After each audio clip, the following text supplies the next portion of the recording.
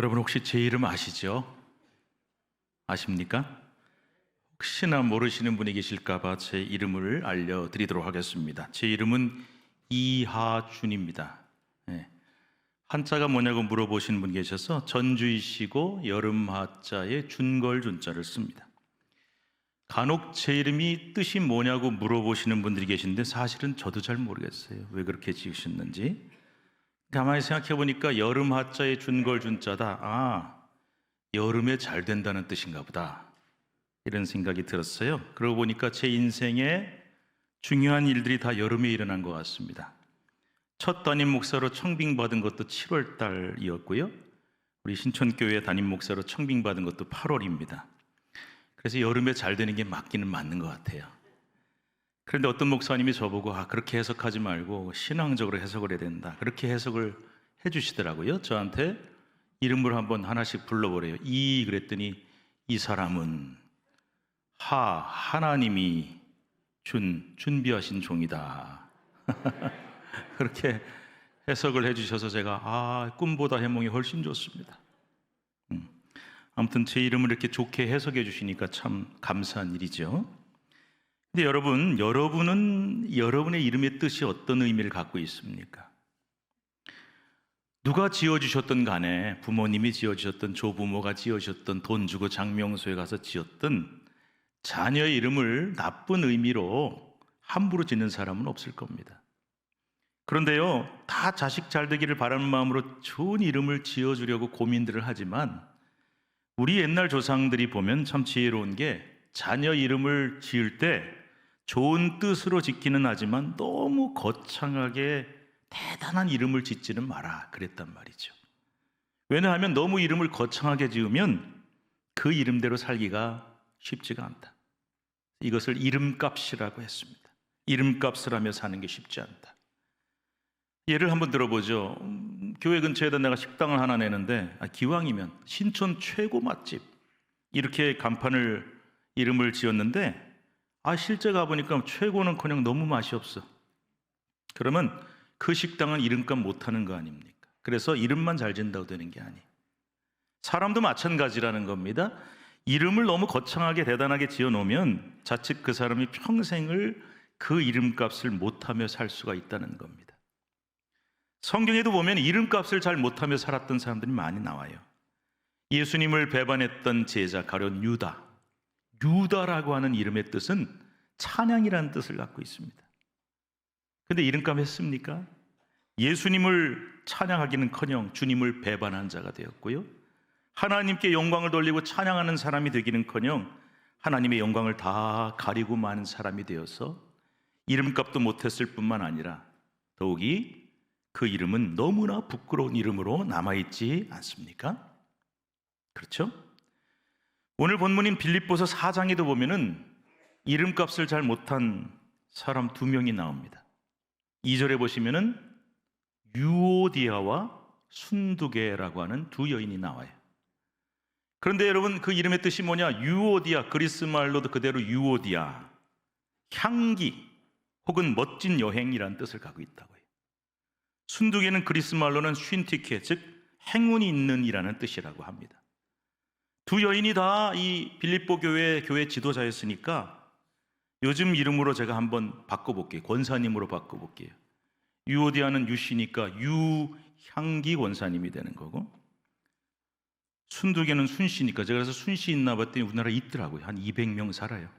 그래서 순행운 권사님 이렇게 우리말로 한번 이름을 바꿔봤습니다. 그런데 만약에 이 2분이 권사님이 이름값을 제대로 했다고 한다면 빌립보 교회 안에 성도들 사이에 이런 소문이 나야 돼요. 저 유향기 권사님 역시 이름대로 예수님의 향기가 나는 분이야.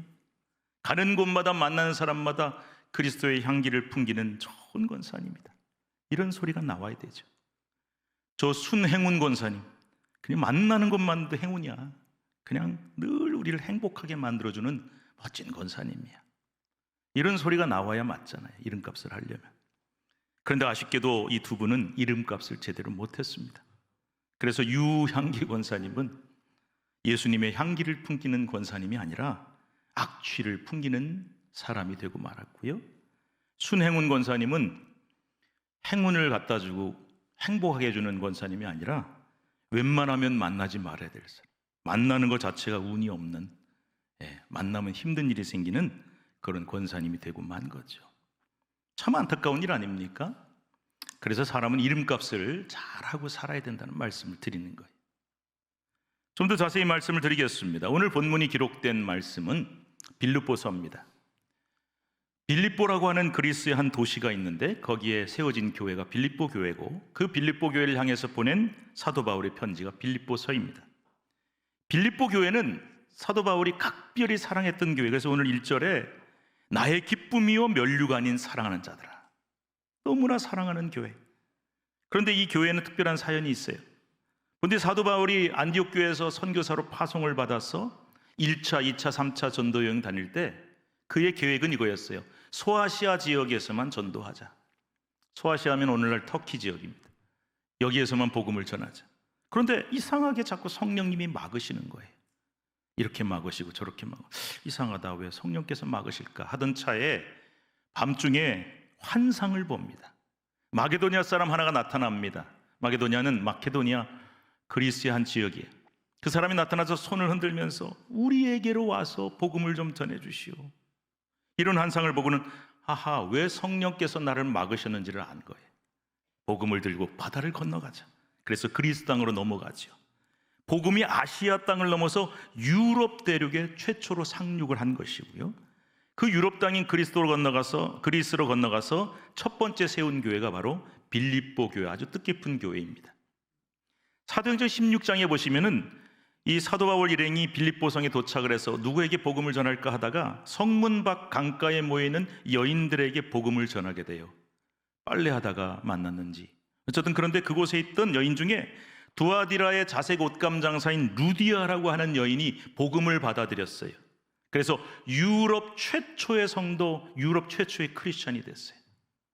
그리고 그 루디아의 집에서 시작한 개척교회가 바로 빌립보 교회입니다. 이렇게 여인의 집에서 처음 개척된 교회이다 보니 빌립보 교회는 아마도 여성들이 다른 어느 교회보다 활발하게 활동하고 교회 내에 여성의 리더십이 강했던 교회로 추측이 됩니다. 유오디아와 순두계가 바로 이런 빌립보 교회 여성 지도자였어요. 교회를 잘 섬기고 활발하게 활동했던 분들로 여겨집니다. 우리 3절 말씀 한번 같이 보겠습니다. 3절 시작.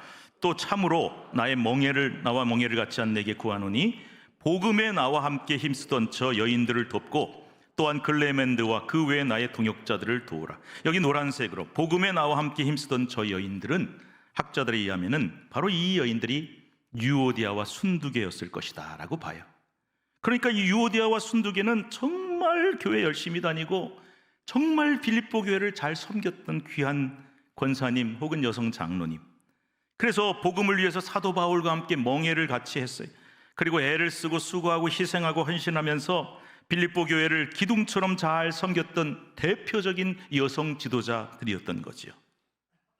교회에 이런 귀한 여성 지도자들, 여성 장로님, 권사님, 여집사님 계신다는 게 얼마나 감사한 일이에요. 야, 우리 교회 저분들 정말 하나님 앞에 일당백처럼 교회를 섬기는 귀한 분들이다. 그런데 문제가 발생한 거예요. 두 여인 사이에 싸움이 일어납니다. 자, 우리 2절 말씀 한번 같이 보겠습니다. 2절 시작. 내가 유오디아를 권하고 순두교를 권하노니 주 안에서 같은 마음을 품으라. 왜 같은 마음 품으라 그랬겠어요? 마음이 달라. 분쟁이 일어나고 갈등이 일어난 거예요. 유오디아와 순두계 두 여인이 마음을 같이 품지 못했어요. 두 사람 사이에 다툼 분쟁이 일어났는데, 여러분, 교회 일을 누군가가 열심히 한다는 것은 무슨 의미일까요? 그만큼 성격이 적극적이고요, 뭘 해도 열심인 사람이란 뜻이에요. 성격이 적극적인 사람들은 시키면 열심히 합니다. 어디다 보내다도 최선을 다합니다. 문제는 그런 적극적인 성격을 가진 사람들끼리 문제가 생기면 싸움도 최선을 다해서 한다는 겁니다. 열심히 싸웁니다. 제가 여러 번 얘기했지만 세상에 무조건 좋은 성격도 없고 무조건 나쁜 성격도 없어요. 다 장단점이 있어요. 그런데 좀 소극적인 성격을 가진 사람들을 보면은 소극적인 문제는 있지만 이런 분들은 좀 마음이 유순한 경우가 많아서요, 분쟁이 일어나겠다 싶으면 아유, 내가 참고 말지. 그러기가 쉬워요. 그런데 이 적극적인 성격을 가진 분들은요, 성격이 굉장히 활발하고 적극적이다 보니까 자칫해서 그 성격이 잘된 방향으로 가면 그만큼 좋은 게 없지만 잘못된 방향으로 흐르면 더 큰 문제를 일으킨다는 것입니다. 뭘 해도 열심히 하는 유오디아와 순두개, 교회 일도 정말 적극적으로 열심히 했던 두 사람. 그런데 두 사람 사이에 마음이 안 맞은 거예요. 교회 일 같이 하다가 주방에서 싸움이 붙었는지, 어디서 문제가 됐는지, 같은 부서에 있었는지 분쟁이 일어난 건데, 싸워도 진짜 최선을 다해서 싸우는 거예요. 열심히 싸워, 치열하게 싸워. 얼마나 두 사람이 치열하게 싸웠느냐? 빌립보서를 옥중서신이라고 부릅니다. 사도 바울이 감옥 안에서 쓴 편지이기 때문에. 빌립보서를 기록한 곳은 아마도 저 로마에 있는 감옥이라고 생각이 돼요. 그러니까 로마에 투옥이 되어 있는데 저 멀리 로마 감옥 안에 갇혀 있는 사도 바울 귀에도 무슨 소식이 들려오는 거예요. 바울 선생님, 빌립보 교회에서 싸움 났대요. 누구하고 누가 치열하게 싸운답니다. 소문이 들어간 거예요. 자, 이 정도면 어떻게 됐겠습니까? 한번 상상을 해보세요. 빌립보 교회는 이 두 여인의 싸움 때문에 정말 뒤숭숭한 분위기가 됐겠죠. 그런데 나아가서 어떤 문제가 생겼을까요? 빌립보 도시 전체에 이 다툼에 대한 소문이 쫙 퍼졌을 거예요. 야, 우리 동네에 있는 교회 있잖아, 빌립보 교회. 모였다면 싸운대. 특히 유오디아와 순두개라는 여자 둘이 그렇게 엄청나게 요란하게 싸운다는구만. 소식이 퍼진 거예요. 그래서 결국 어떻게 된 겁니까? 유오디아 순두개 두 사람이 앙숙이 돼서 하도 다투고 싸우니까 교회가 유명해졌어요. 그래서 빌립보 교회 하면 떠오르는 교회 대표 선수가 된 겁니다. 무슨 대표 선수요? 여러분, 그 교회 좋은 교회야. 왜? 누구누구에 있어서 이런 좋은 대표 선수가 되기를 바랍니다. 그런데 빌립보 교회 하면 떠오르는 이미지, 싸우는 교회, 부정적인 교회, 그 이미지를 대표하는 대표 선수가 된 것이죠. 불행한 일입니다. 자, 그런데 이 두 여인 간의 갈등 때문에 교회가 뒤숭숭한데 그걸로 끝나는 게 아니에요. 영적인 분위기도 다운됩니다. 굉장히 영적으로도 힘이 들어집니다. 그런데 그걸로 끝나는 게 아니라 빌립보 도시 전체에 소문이 쫙 나서 전도의 문이 막힐 수밖에 없게 되지 않았겠어요? 예수 믿으세요, 우리 교회 나오세요. 니네나 잘해라. 전도문이 막혔겠죠. 우리 교회가 올해 정한 표 뭐죠? 액트 29 이제 나와야죠, 자동적으로. 신촌과 원서울과 대한민국과 땅끝까지 이르러 멋지게 우리가 표를 정했는데, 첫 시작부터 신촌과 그런데 신촌에서부터 문제가 생긴단 말이에요. 신촌에 소문이 쫙 나서 그 교회가 문제가 있단다. 그 교회 맨날 싸운대. 특히 아무개가 그렇게 치열하게 싸운다는구만 하고 소문이 나버리면 땅끝은커녕요, 온 서울 대한민국 갈 것도 없이 신촌에서조차도 복음의 문은, 전도의 문은 막힐 것이고 선한 영향력도 끼칠 수가 없게 되고 말 것입니다. 그렇습니다. 그 교회를 대표하는 일꾼 두 여인 사이의 분쟁과 다툼이 둘 사이의 문제로 절대 끝나지 않아요. 전교에 나쁜 영향을 끼치고 교회 주변 사람들에게 나쁜 소문이 나고 전도의 문도 막히고 선교의 문도 막히는 엄청나긴 난 부정적인 결과를 초래하고 되고 만다는 것이죠. 이 소식을 감옥 안에서 들었던 사도 바울의 마음이 얼마나 아팠겠어요? 내가 그 교회를 어떻게 세웠는데, 어떻게 개척했는데, 얼마나 눈물과 땀으로 기도했는데 얼마나 마음이 아프겠어요. 그런데 하나님은 또 얼마나 마음이 아프셨겠습니까? 저는 오늘 본문을 보면서 이런 참 안 좋은 소문나면 어떡해 하는 이런 안타까운 현상도 있지만, 본문에서 또 하나의 어쩌면 더 중요할 수 있는 문제를 하나 발견했어요. 그것은 이 두 사람의 이름이 유오디아와 순두개라고 하는 이름이 빌립보서 4장 2절에 기록되었다는 사실이에요. 성경에 이름이 기록돼서 영원히 남게 됐고, 수천 년 동안 사람들은 성경을 읽다가 유오디아, 순두개 이름을 볼 때마다 아이고 싸웠구나 하는 부끄러운 이름으로 남게 되었다는 사실이, 이 얼마나 불행하고 비참한 일이란 말입니까? 성경에 부끄러운 이름으로 남은 사람들이 더 있어요. 아까 말씀드린 가룟 유다, 예수님을 은 30에 팔아넘긴, 그래서 배신자 가룟 유다라고 하는 이름으로 성경에 영원히 이름이 남게 되었습니다. 본디오 빌라도는 예수님을 십자가에 못 박아 죽인 로마 총독으로 성경에도 기록되어 있을 뿐만 아니라, 우리 아까 여러분 예배 시작하실 때 뭐 암송하셨습니까? 사도신경. 본디오 빌라도에게 고난을 당해서 십자가에 죽으셨다는 사도신경에 그 이름이 영원토록 기록되어 부끄러운 이름으로 남게 되었죠. 유다도 빌라도도 성경에 그 이름이 나올 때마다 사람들은 그 이름을 보면 무슨 생각을 할까요? 사람들이 그 이름을 부를 때마다 부끄러운 이름으로 남고 기억되게 된 것입니다. 이런 사람이 얼마나 많은지요. 그런데 반대로 성경에 그 이름이 영원토록 아름다운 이름, 복된 이름으로 기록된 사람도 얼마나 많습니까? 모세, 다윗, 다니엘, 사도 바울, 디모데, 아마 하루 종일 제가 이름만 얘기해도 모자랄 거예요. 그런데 여러분, 성경에 이렇게 이름이 딱 정확하게 나온 사람, 그리고 여러 번 나오는 사람, 주연급으로 비중이 높은 사람, 이런 인물들 참 많지요. 하지만 그런 사람만 있는 게 아닙니다. 이렇게 유명한 사람, 비중 있는 사람들만 나오는 게 아니고요, 그 이름은 생소해요. 누구냐 이름? 성경에 딱 한 번밖에 안 나와요. 심지어 한 번도 이름조차 나오지 않는 수많은 무명의 사람들인데, 정말 그들이 이름도 없이 빛도 없이 하나님을 위해, 복음을 위해 헌신하였을 때 이분들의 이름이 얼마나 귀한 이름이요, 영원토록 기억될 이름이 되는지 모릅니다. 오늘 본문 3절 말씀 같이 읽겠습니다. 3절입니다. 시작. 또 참으로 나와 멍에를 같이 한 내게 구하노니 복음에 나와 함께 힘쓰던 저 여인들을 돕고 또한 글레멘드와 그 외의 나의 동역자들을 도우라. 그 이름들이 생명책에 있느니라. 여러분, 이 명단 중에 구체적으로 이름이 거명된 사람은 딱 한 명밖에 없어요. 누굽니까? 글레멘드. 그런데 누군지 몰라요.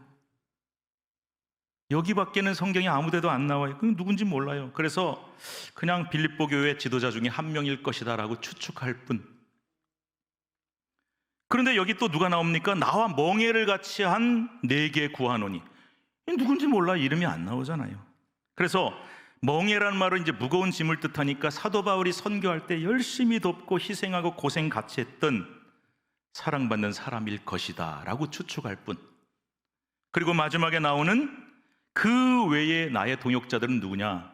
그것도 몰라요. 그냥 기타 등등. 누군지도 몰라요. 이름도 안 나와요. 그런데 이렇게 이름도 생소한 사람, 성경에 단 한 번밖에 이름이 안 나오는 사람, 아니 그 이름조차 단 한 번도 언급되지 않은 무명의 사람들이건만, 사도 바울은 그들을 향해 무엇이라고 말하고 있습니까? 3절 맨 뒤에 뭐라고 나와 있죠? 그 이름이 어디에 기록되어 있다고요? 생명책에 있느니라. 그 이름이 생명책에 있느니라. 세상 사람들이 나를 몰라줘도, 내 이름조차 모르고 나를 기억해 주지 못한다 할지라도, 이들의 이름은, 이 무명의 사람들의 이름은 성경에 남아 영원토록 아름다운 이름으로 기억되고 있고, 더 중요한 것은 그 이름이 어디예요? 하늘나라 생명책에 기록되어 있다는 사실인 것입니다. 할렐루야. 여러분, 이것이 얼마나 놀랍고 귀한 사실입니까? 그래서 저는 성경 읽다 보니 성경에는 수많은 사람이 나오지만 딱 두 그룹으로 나눠져요. 가룟 유다나 본디오 빌라도처럼 저주받은 이름, 부끄러운 이름. 그런데 이 사람들은 유명하긴 하지. 오늘 본문에 나오는 이 사람은 누구야? 유오디아와 순두계. 별로 유명한 사람들 아니에요. 그런데도 이 사람들 빌립보 교회를 그렇게 열심히 섬기고 봉사했잖아요. 선교를 위해서 그렇게 고생하고 애를 썼잖아요. 그런데 여러분, 그 수고와 헌신은 온데간데 없어요. 아무도 그것을 기억하지 못해요. 오직 부끄러운 이름으로 맨날 싸움만 하는 두 여자, 교회 안의 갈등과 분쟁을 일으킨 범인, 으로만 성경에 영원토록 기록되는 사람들도 있다는 것입니다. 반면에 모세, 다윗, 사도 바울처럼 유명한 사람들도 있고, 또 오늘 본문에 나온 글레멘드나 아예 이름조차 안 나왔던 사도 바울의 동역자들처럼 성경에도 아름다운 이름이 영원히 기록되고 있지만, 더 중요한 것은 어디예요? 하늘나라 생명책에 이름이 영원히 기록된 사람들이 있다는 사실이에요. 그래서 제가 설교 첫머리에 사람이 이름값 하는 것도 중요하다. 그런데 진짜 이름값 뭐냐? 오늘 설교 제목이 뭡니까? 제목이 뭐예요? 내 이름이 어떻게 남느냐? 내 이름이 어디에 어떻게 기록되어 사람들이 그 이름을 볼 때 어떤 마음이 드느냐? 그리고 궁극적으로 내 이름은 어디에 기록되고 남느냐가 가장 중요하다는 거예요. 사랑하는 여러분, 여러분은 내 이름이 어디에 기록되기를 원하십니까? 그런 거 있잖아요. 아, 내 이름 거기 좀 올라가면 좋겠는데, 그 명단에 내 이름 가야 되는데, 그런 건 말고요. 여러분, 내 이름이 사람들에게 어떻게 기억되기를 원하십니까? 유오디아와 순두기를 보세요. 여러분이 지금까지 교회 열심히 다니고 신앙생활 잘하고 그렇게 교회를 위해서 충성하고 누구보다 열심히 봉사하고 섬겼건만 그 성질머리 하나 때문에, 그리고 그 순간 그거 하나 내가 못 참아가지고, 가만히 보니까요, 사람이 그래요. 처음에는 뭐 이유가 있어서 싸우는데 싸우기 시작하면 나중에는 감정만 남고 악만 남아요. 그래서 나중에는 왜 싸우는지도 몰라요. 옳고 그름은 다 사라져버려요. 그래서 이 두 여인은 그렇게 교회를 위해서 헌신하고 충성했건만 그거 다 사라져버려요. 어디 갔는지 다 없어져버리고,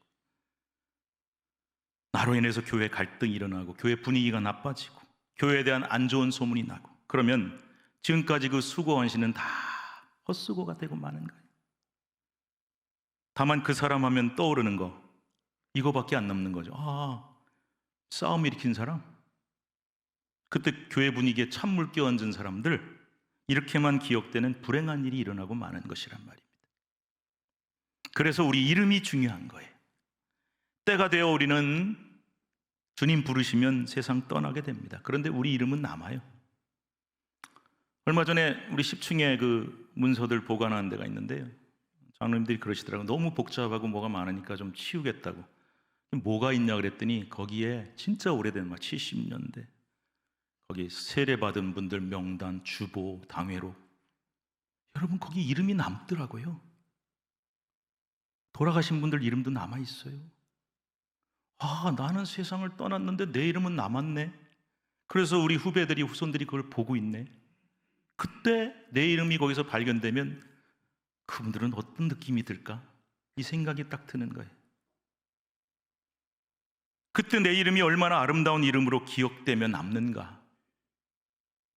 아, 그분이 정말 귀한 분이었는데, 향기를 내는 분이었는데.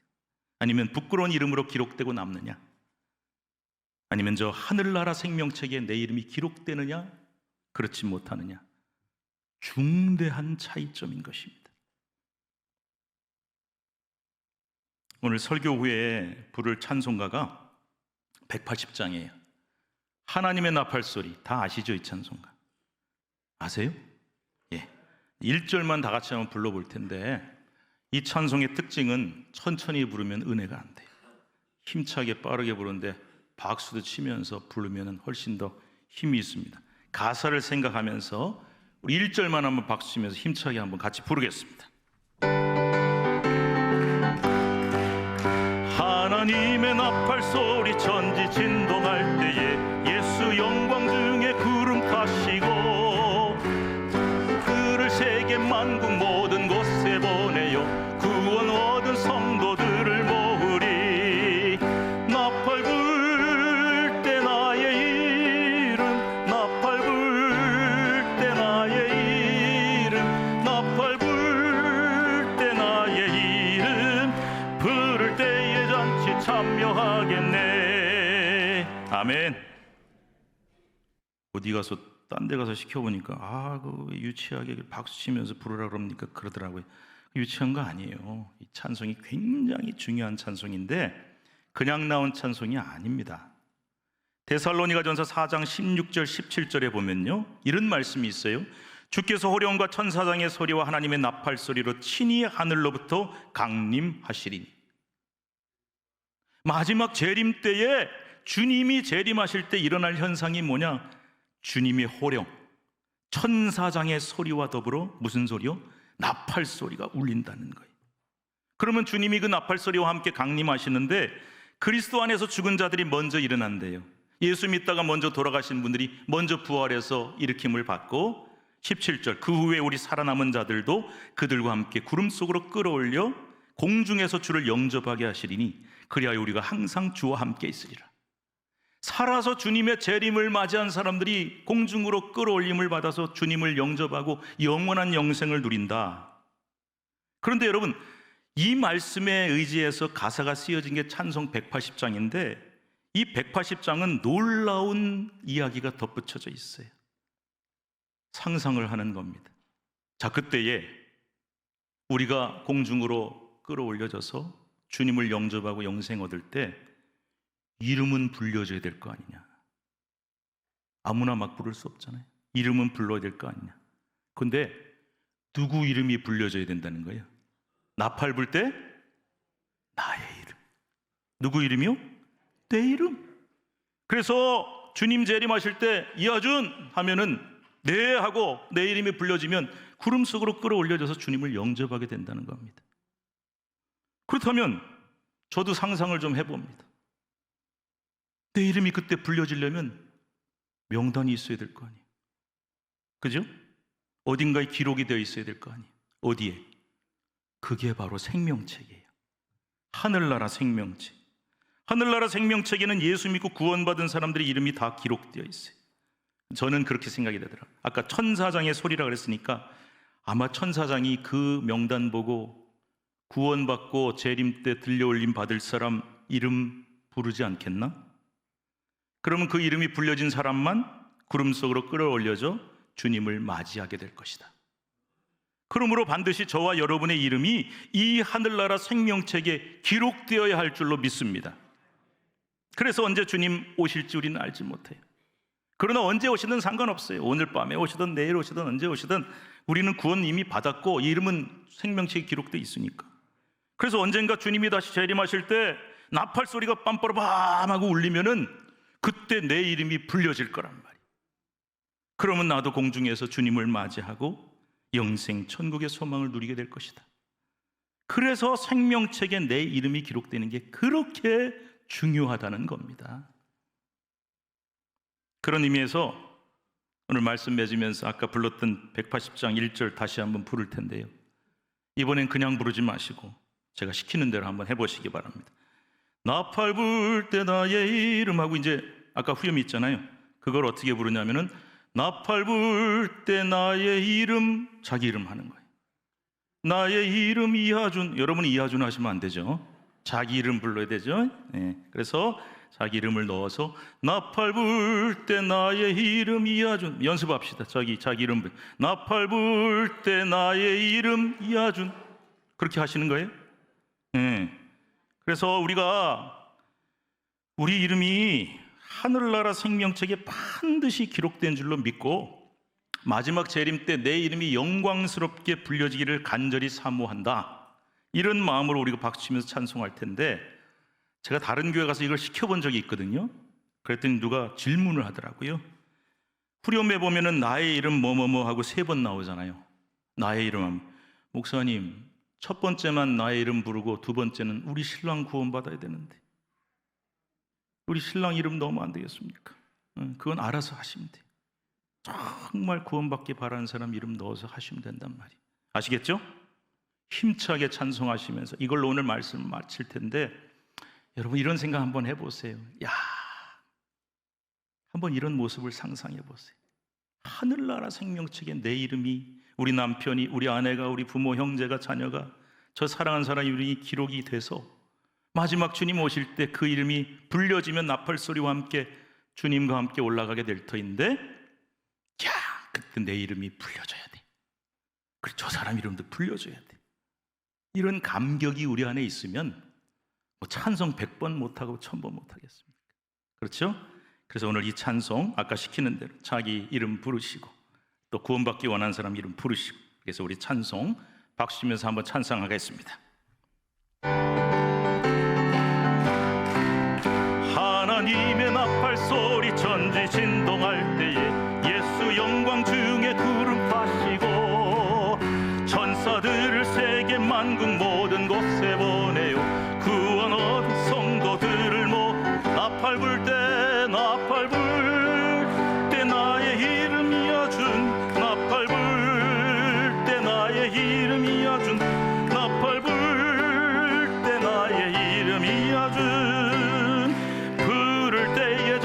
참여하겠네.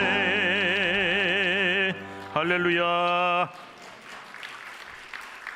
여러분, 막 눈에 보이지 않습니까? 이 장면이. 아무쪼록 내 이름, 그냥 이름도 아닌 크리스찬이요, 성도요, 예수쟁이였던 내 이름이 우리 다음 세대와 후손들에게 어떤 이름으로 기억되고 남을 것인가? 그리고 그보다 훨씬 중요한 내 이름은 어디에 기록되어 영원토록 남을 것인가? 이것을 기억하시면서 오늘도 그리스도인의 이름에 걸맞는 믿음의 삶으로 승리하시는 여러분 모두가 되기를 주님의 이름으로 축복합니다. 기도합시다. 하나님 감사합니다. 우리 수많은 세상 사람들이 저 명단에는 내 이름 올라가야 되는데, 저 멋진 저 부러운 명단에 내 이름 쓰여져야 되는데 부러워하지만 정작 가장 소중한 내 이름이 어디에 남아야 될 것인가? 우리는 언젠가 세상 때가 되어 주님 부르시면 떠나갈 터인데, 놀랍게도 우리 이름이 여러 기록물에 남아 우리 후손들이 그 이름을 볼 때에 내 이름은 어떤 이름으로 그들에게 기억될 것인지, 신촌교회를 향한 하나님의 놀라운 뜻과 사명을 저희들이 잘 알지만 나는 그 사명을 위해 어떻게 쓰여진 사람으로 기억될 것인지, 그리고 무엇보다도 가장 우리의 이름이 꼭 기록되어야 될 바로 그곳, 생명책, 그곳에 내 이름 기억되어 주님 재림하실 때 내 이름 크게 불려지면 네 대답하고 하늘나라 올라가는 저희들 되게 하시고, 그때 우리 사랑하는 부모, 형제, 자녀, 배우자, 저 사람들 함께 이름 불려져 다 함께 주님 나라 영광 천국 시민 될 수 있도록 도와주시옵소서. 예수님의 이름으로 기도하옵나이다. 아멘.